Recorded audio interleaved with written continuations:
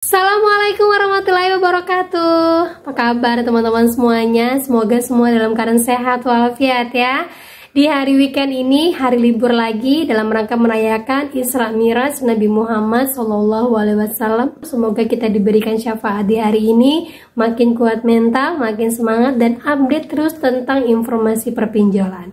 Oke teman-teman, kali ini saya akan membahas tentang DPR ngamuk, isi cap langsung kolaps. Nah, apa yang terjadi kita akan bahas secara tuntas, tapi sebelumnya saya harapkan kalian semuanya sudah subscribe channel ini agar channel ini terus berkembang dan dapat memberikan informasi terbaik buat kalian yang galbay. Oke teman-teman, ini dia buat kalian.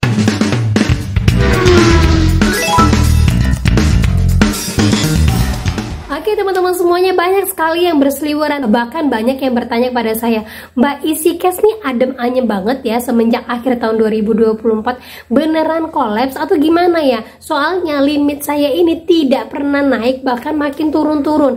Dan ada beberapa informasi yang mengatakan seorang pendana ataupun lender dari isi cash menyebutkan semenjak akhir 2024 atau lebih tepatnya bulan Desember sudah tidak menerima lagi keuntungan dari isi cash. Dan isi cash mengklaim bahwa banyak sekali orang yang galbay sehingga belum ada pembayaran sama sekali. Dan dikejar lagi Januari ini, isi cash benar-benar tidak membayarkan lagi untuk semua para lendernya. Nah, kita baca dulu informasinya, semoga ini menguatkan kalian lagi. Berawal dari status seperti ini mengatakan bahwa baru dapat info katanya beberapa pinjol legal lagi mau kolaps termasuk isi cash.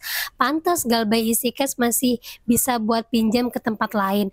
Isi cash nggak berani lapor OJK. Coba yang dapat info detailnya kabarin dong. Nah, di vlog sebelumnya saya sudah pernah info kepada kalian ya untuk TKB 90 dari isi cash. Nah, isi cash sendiri termasuk dalam pinjol yang dalam waktu 30 hari paling banyak digalbay dengan angka 88%. Artinya hampir sebagian orang itu banyak yang galbay. Nah, kasus ini dikuatkan dengan pengakuan dari para lendernya yang mengatakan bahwa sejak akhir Desember 2024 kemarin mereka sudah tidak menerima lagi keuntungan dari isi cash. Nah, kita baca statusnya. Saya mau kasih tahu isi cash ya. Dulu tiap pendanaan selalu cair tepat waktu. Mulai dari Desember ini isi cash sudah mulai tidak sanggup membayar pendanaan yang telah jatuh tempo.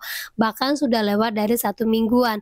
Pendanaan saya tanggal 4 September dengan jangka waktu 3 bulan dan seharusnya tanggal 3 Desember ini sudah cair, tapi sampai tanggal 11 Desember belum cair juga.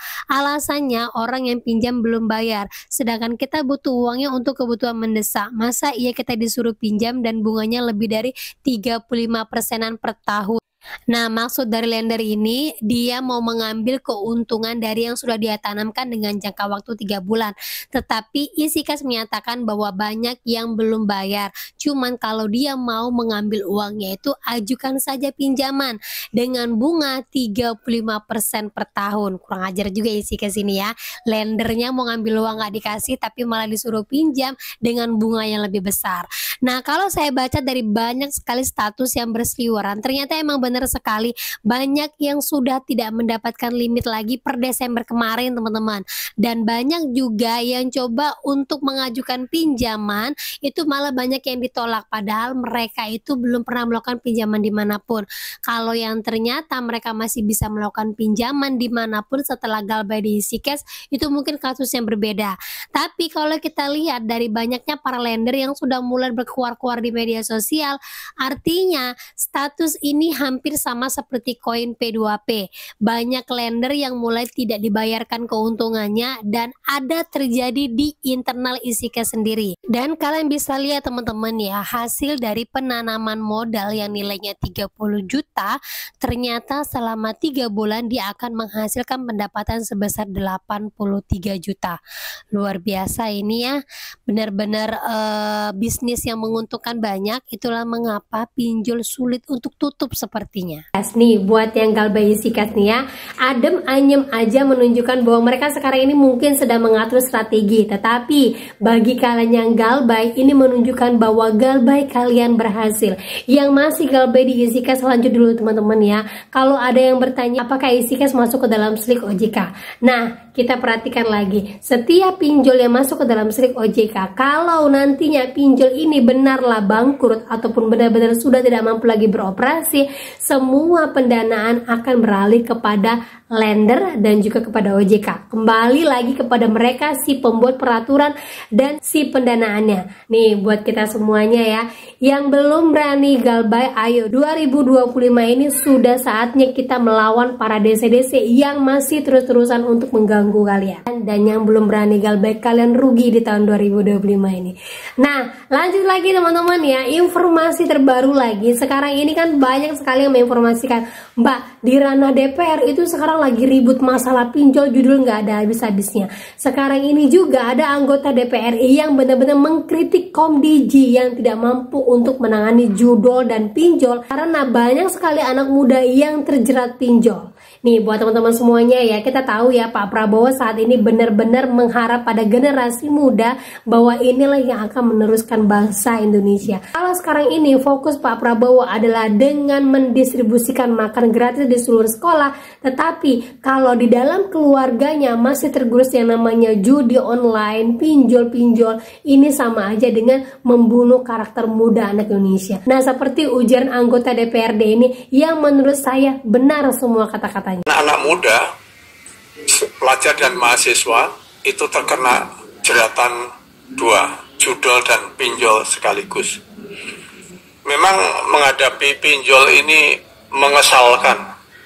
Minjemnya sangat mudah, terlalu mudah, tidak ada jaminan dan online, beberapa menit langsung cair, hanya kirim data dan foto, kelar. Nah setelah itu masalah muncul, penagihan diserahkan ke debt collector yang berlapis-lapis, kadang belum jatuh tempo sudah terus-menerus ditagih, bahkan dengan sangat kasar. Kantornya dilacak, tidak ketemu karena apply melalui aplikasi. Debt collectornya ngancam menagih ke seluruh kawan yang ada di medsos pengutang. Dilaporkan ke OJK, nggak ada kabar. Laporkan ke petugas hukum juga biasanya jawabnya yang saya pernah ngalami, oh kasusnya sudah terlalu banyak yang begitu. Jadi sementara si anak siang malam dikontak, digoda terus, ditekan oleh debt collector, sisi yang lain, pinjol-pinjol yang lain menggoda terus. Nah sehingga akhirnya si anak terjerat oleh pinjol untuk gali lubang, tutup lubang. Menutup pinjol, pinjam dari pinjol lain, terus saja. Dan ini akan menjadi persoalan yang luar biasa bagi negeri kita, terutama di dunia maya. Ini sudah berlangsung bertahun-tahun. Sepertinya seolah-olah negara nggak hadir Pak dalam urusan ini Pak.